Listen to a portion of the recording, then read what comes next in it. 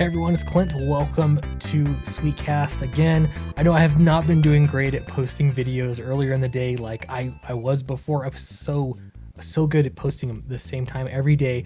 I've been posting them a little bit later, and I can tell that the views are reflected. That actually does make a difference. So a little bit earlier would be a little bit better, but here we are.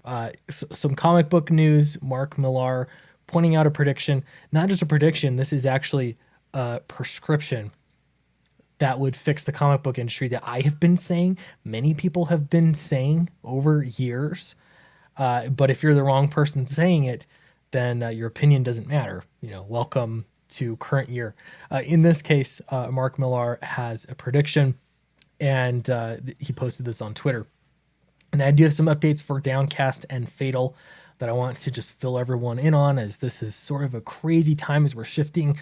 I will get to those updates after we do this news. But if you're new to the channel, please like and subscribe. That really helps me out. You can learn more about self-publishing your own comics, building a publishing company from nothing, and a writing career from nothing, and also go over comic book news such as this. All right, so Mark Millar, he is a notable, well-accomplished comic book writer in the industry.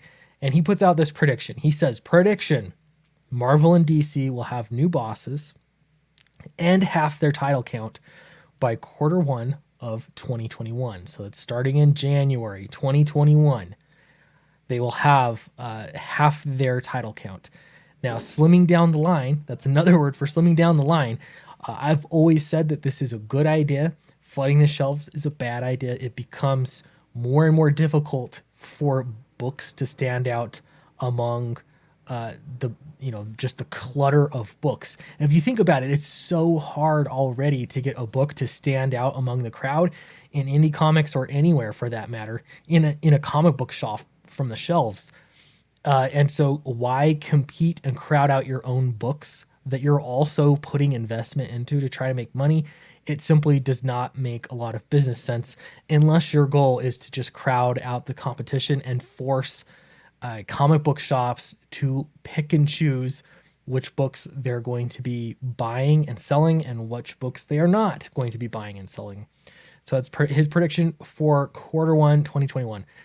Next, consolidating their core characters into mostly single books again with the best talent they can find. So instead of multiple Batman books, you'd have a Batman book. And that Batman book is going to have the best all-star people writing that book that it possibly can. Now, if you think about this, also a great idea, because if you're focusing Batman, for example, in one book, the reality is I think you're still going to have at least 2 Batman books, but I digress. You're going to have Batman, and your best writers are on Batman. Now, if you don't have like several Batman books, those other great writers, your best talent, your best artists, they can work on other books like Green Lantern, like Green Arrow, like Superman, any number of DC titles, for example. And those books can be great as well. Instead of just, you're again monopolizing talent with certain titles, and then other titles that have strong histories of being, strong titles, they can also have top tier talent. Is this going to make it more difficult if you're trying, if you're not getting good sales numbers as a writer or an artist in comics, mainstream comics? Perhaps that is competition though, and that would honestly, it would help sales. Helping sales is going to help everybody. People are more likely to buy more comics when they read good comics. So again, a good prescription. Will this actually happen? I don't know. That's Mark Millar's prediction. All right, Q4 2021. By the end of the year, he's saying in 2021, both companies will be doing great. Now, this is very cause and effect. No doubt he's getting some pushback from people for saying this, because many of us that have been predicting or have been prescribing this kind of thing have been getting the same kind of pushback. So what's the big difference? The big difference is that Mark Millar is suggesting that leadership will change. And if leadership changes, These are essentially the really common sense changes you would make to these publishing companies. The assumption is that most anybody that came into comics, if you got rid of leadership and went into comics, you were tasked with making these books sell. These are the most obvious things that you would do to change and get that effect of, by the end of the year, both companies doing great. Now, I hope this is the case. I hope this is true. I'm not entirely sure where the comic book industry is going to be led, as far as Marvel and DC goes, the mainstream comics.